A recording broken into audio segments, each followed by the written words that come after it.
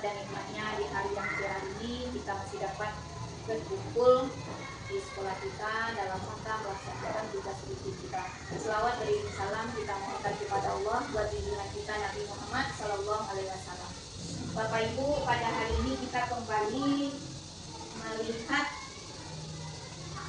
visi misi sekolah kita dengan harapan bagaimana visi misi sekolah kita ini mampu untuk meningkatkan kualitas pembelajaran di kelas.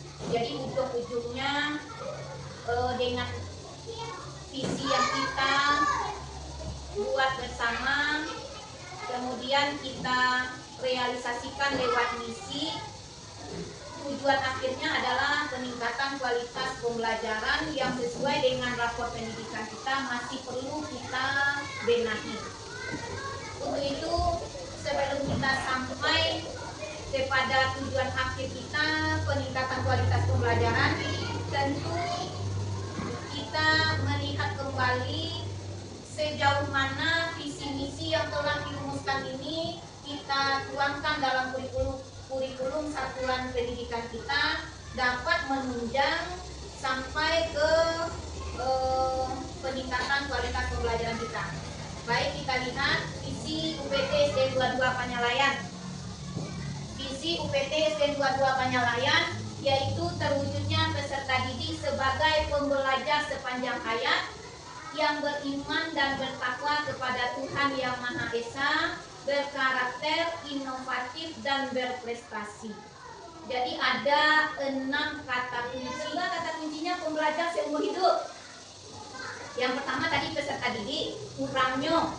Kemudian yang kedua pembelajar seumur hidup. Sebagaimana yang sudah diuraikan tadi. Yang ketiga beriman dan bertakwa. Nah, misi ini sesuai juga dengan 7 kebiasaan anak Indonesia hebat yang sudah kita mulai juga.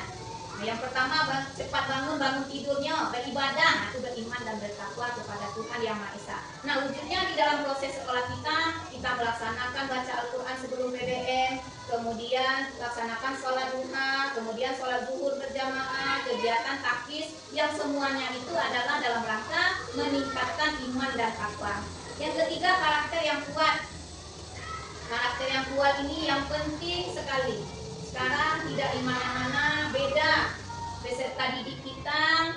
Dari awal kita jadi guru, lihatlah sesuai dengan perkembangan zaman. Makanya sekarang kita perlu kuat pula menanamkan karakter kepada anak didik kita. Kemudian inovatif dan kreatif. Sebelum anak kita inovatif, sebelum anak kita kreatif, kita dulu mulai dari diri kita sebagai pendidik, termasuk ibu, harus berinovasi, harus berkreasi, sehingga kita semua dengan adanya inovasi kita, adanya kreasi kita, anak bisa loh untuk berinovasi. Kemudian berprestasi. Ujungnya akhir kalau setelah terlaksana semuanya akan nampaklah lahirlah prestasi demi prestasi. Kita lanjut dari visi yang tadi, kita lanjut misi. Tujuan atau cita-cita tidak akan tercapai kalau tidak ada karajo. Jadi untuk mewujudkan cita-cita tadi, ada wak gue di dalam kitab awak. Kalau dalam agama awak kitab, kalau di sekolah awak KSP. Yang pertama, bagaimana merancang. Jadi Bapak Ibu merancang pembelajaran yang menarik dan menyenangkan, yang mampu memotivasi peserta didik untuk selalu belajar dan menemukan pembelajaran. Jadi ketika kita merancang pembelajaran, harus kita pikirkan, kalau seperti ini saya buat rancangan, sejauh mana peserta didik kita mampu mengikutinya dengan baik dan menyenangkan, sehingga hilang kejenuhannya. Maka berkreasilah Bapak Ibu dengan segala metode, strategi. Sekarang yang lebih hangat-hangatnya kan diferensiasi. Anak lo diajar kebebasan, ada yang mandangan dengan audionya, ada dengan pengamatannya, visualnya, ada dengan kinestetiknya. Nah, jadi rancanglah pembelajaran yang menarik, sehingga nanti dengan rancangan yang bagus, rancangan yang bisa kita andalkan, nantinya berujung-ujungnya kualitas pembelajaran yang Bapak Ibu laksanakan akan meningkat. Yang kedua, mengalai membangun lingkungan sekolah yang membentuk peserta didik memiliki akhlak mulia melalui rutinitas kegiatan keagamaan dan menerapkan ajaran agama melalui cara berinteraksi di sekolah. Lawak Karajuan Juwo dengan adanya kegiatan rutin setiap Jumat pagi, dengan adanya kegiatan peringatan Hari Besar Agama, kemudian kegiatan Ramadan yang kita buat sebaik mungkin. Yang ketiga, membangun lingkungan sekolah yang bertoleransi dalam kebinekaan global, menciptai budaya lokal dan menjunjung nilai gotong royong. Ini juga sudah kita upayakan melaksanakannya, bagaimana lingkungan sekolah kita menjadi lingkungan yang bertoleransi. Tapi kalau toleransi, awak sesama agama, dua agama tidak ada dewa. Kemudian kebinekaan global, mencintai budaya, sudah kita laksanakan. Pemulu masuk sekolah, Budokan 2 masuk sekolah, kemudian kita tindak lanjuti dengan kegiatan yang lain di sekolah. Yang keempat, mengembangkan kemandirian, nalar kritis, dan kreativitas yang memfasilitasi keanekaragaman minat dan bakat. Ini merupakan program unggulan kita, yaitu dengan untuk menyediakan sarana fasilitas untuk pengembangan aktivitas anak kita, minat bakat anak kita dalam bentuk ekstrakurikuler. Jadi kita sudah buat, ada yang untuk keagamaannya tahfiz, ada yang bidang seninya drum band, ada di bidang budayanya randai, kemudian tari, kemudian ada juga bercerita, melukis, yang semuanya itu tujuan kita adalah untuk memfasilitasi keragaman minat dan bakat peserta didik. Kalau tidak ada di kita di dalam, kita cari di luar lingkungan sekolah kita sehingga anak-anak kita betul-betul mampu mengembangkan minat dan bakatnya dengan fasilitas yang kita sediakan. Itu yang keempat. Lanjut yang kelima. Yang kelima, mengembangkan program sekolah. Nah, kalau di Koko lebih tepatnya ini kerja kepala sekolah ini dengan bantuan Bapak Ibu dibuat mengembangkan program sekolah yang membentuk ide dan gagasan cepat tanggap terhadap perubahan yang terjadi untuk merancang inovasi. Jadi bagaimana kalau di sekolah tidak hanya kepala sekolah tapi namanya ada TPS, tim pengembang sekolah, yang akan membuat program sehingga terjadilah perubahan-perubahan, terjadilah inovasi-inovasi untuk peningkatan nama baik satuan pendidikan kita. Kalau bagi kepala sekolah namanya itu dibuat RKJM, Rencana Kerja Jangka Menengah untuk 4 tahun ke depan. Nah, jadi kalau di SD 22 Panyalayan berarti itu sudah RKJM yang kedua itu. Yang pertama 17-21, sekarang 21-25. Tapi setelah itu tidak boleh. Kemudian untuk FKT-nya setiap tahun diperbarui dengan bantuan adanya dana operasional sekolah, maka RKT itu nanti dituang ke dalam bentuk RKAS, Rencana Kegiatan Anggaran Sekolah. Yang keenam, mengembangkan dan memfasilitasi peningkatan prestasi peserta didik. Jadi kita bersama-sama dengan orang tua kita memfasilitasi peningkatan prestasi peserta didik. Alhamdulillah dengan bantuan Bapak Ibu semua di tahun 2025 ini insyaallah lah berapa itu tiga prestasi kita ya di tempat yang berbeda. Itu semua adalah mengacu kepada visi yang kita buat itu. Lanjut. Nah, peran Bapak Ibu. Jadi saya kaitkan dengan visi dan misi yang sudah kita susun. Ujung-ujung akhirnya nanti perbaikan kualitas pembelajaran. Makanya ada peran Bapak Ibu.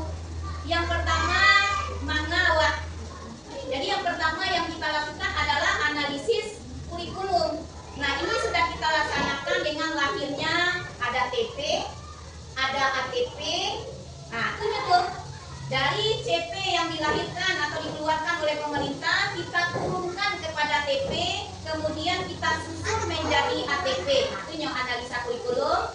Lanjut, untuk dalam analisis kurikulum ini, awak cari lo karakteristik peserta didik. Mana banyak di anak awak. Nah, jadi sebetulnya sebelum kita merumuskan tujuan pembelajaran, sewaktu kita membaca CP di kepala awak lah terbayang audiens kita. anak awak sagikoa ban arahannya kama lebih banyak. Itu sebetulnya arahan kurikulum sekarang. Jadi karakteristik peserta didik anak awak kalau dikategorikan ada menengah ke kah atau menengah ke bawah yang banyak. Kalau seandainya menengah ke atasnya lebih dominan, lebih banyak, otomatis Bapak Ibu bisa lo berkreasi agak lebih tinggi lo setek. Kalau tiba di soalnya nanti dilahirkan soalnya agak hot lah. Nah, tapi kalau dari karakteristik anak awak menengah ke bawah, otomatis kita pikirkan juga bagaimana nanti dalam merumuskan TP itu secara keseluruhan anak awak sampai mencapai TP. Ini minimal. Jadi yang ketiga, yang pertama wak cari kurikulum, wak baca analisis TP-nya, kemudian kita perhatikan karakteristik peserta didik kita, kemudian kita rumuskan tujuan pembelajaran. Alah ada tujuan, lah ada yang wak capai, kemudian kita rancanglah materi.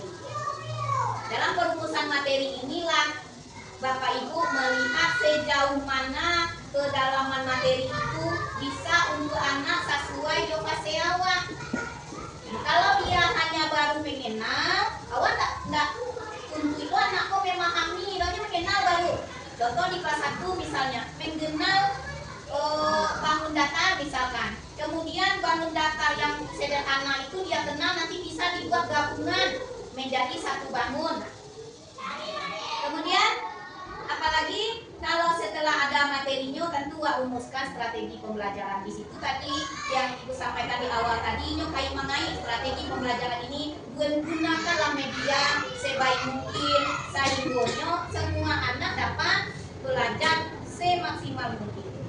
Media kita banyak. Kalau untuk olahraga ada medianya. Untuk pembelajaran di kelas matematika banyak medianya. Untuk IPAS apalagi. Jadi mungkin kita kurang menggunakan benda-benda konkret yang sudah disediakan. Kan ada kit IPA kita, kan ada kit matematika kita. Di samping pekerjaan Ibu bidang studi agama, kita sama-sama kegiatan keagamaan rutin, kemudian hubungan positif dengan siswa menjadi teladan dan berakhlak. Jadi kita sama-sama menjadi suri teladan bagi peserta didik kita. Kita lanjut, membangun lingkungan melalui kegiatan rutinitas dunia tadi.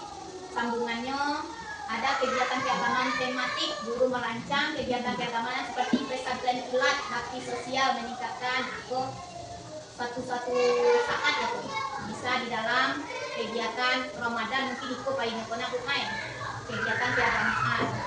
Ini bahasa dan tindakan sopan, interaksi nilai agama, mendorong akhlak baik. Ini tauladan yang baik. Lanjut untuk berikutnya lingkungan sekolah yang bertoleransi, kan kekecian lingkungan sekolah bertoleransi, menanamkan nilai toleransi, interaksi pendidikan multikultural, kegiatan bertema budaya, gotong royong, menjadi tauladan, diskusi isu global dan lokal, program sahabat semua, nilai-nilai Pancasila, melibatkan komunitas lokal, refleksi tentang toleransi. Jadi 612 bisa kita tanamkan secara sederhana di lingkungan sekolah dasar yang sesuai dengan dan disalo kerajuan.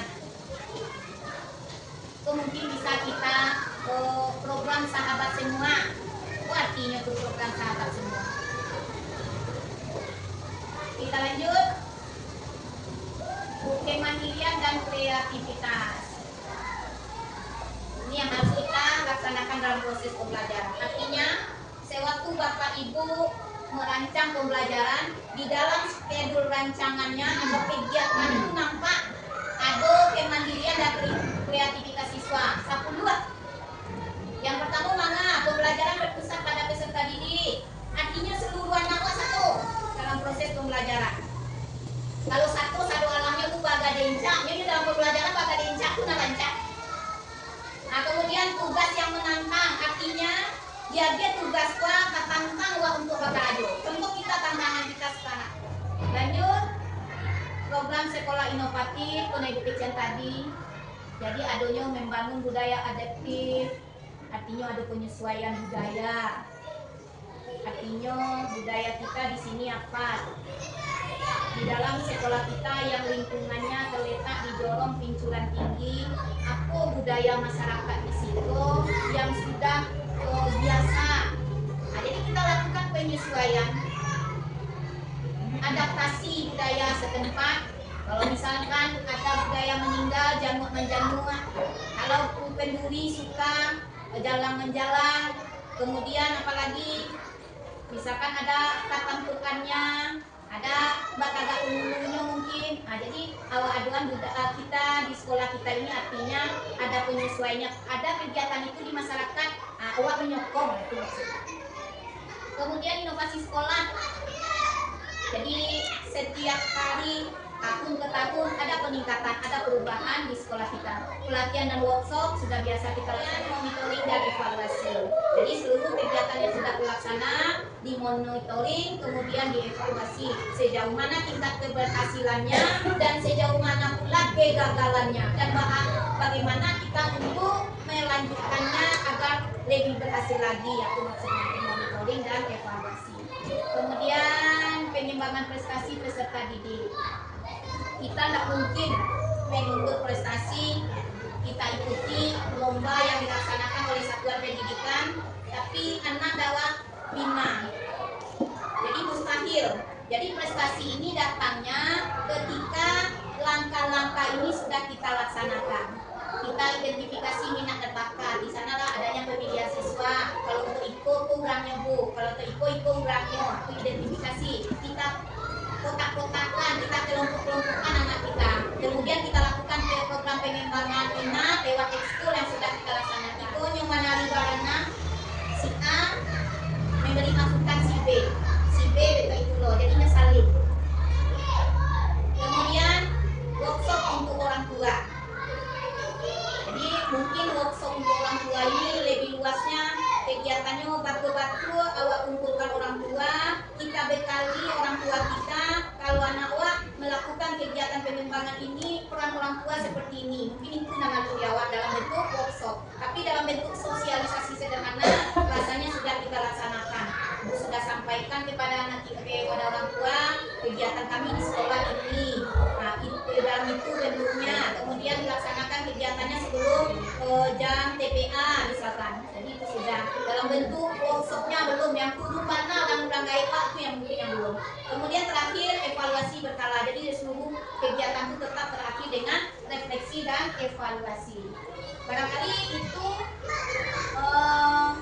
jadi harapannya visi kita ini tercapai lewat misi-misi yang kita rumuskan. Semoga yang kita rencanakan ini mendapat ridho Allah. Ibu akhiri. Assalamualaikum warahmatullahi wabarakatuh.